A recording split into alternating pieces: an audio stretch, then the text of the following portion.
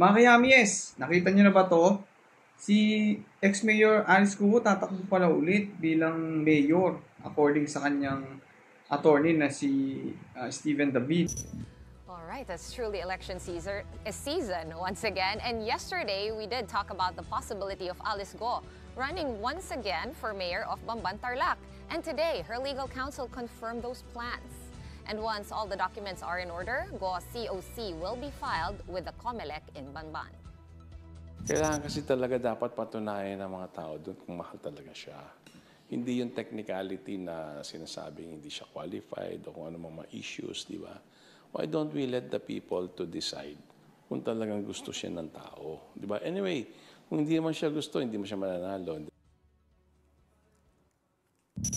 COMELEC has already said that they cannot prevent Go from filing her certificate of candidacy. However, it clarified that not everyone who files a COC automatically becomes a candidate. Grabe naman to, no? Tatakbo pa rin mayor sa kabila ng maraming kasong isinampa sa kanya. Although hindi naman to grounds para ma-disqualify siya sa COMELEC unless convicted siya. Pero malaking sampal to sa gobyerno ng Pilipinas kapag nakatakbo siya ulit bilang mayor, lalo pag nanalo siya bilang mayor.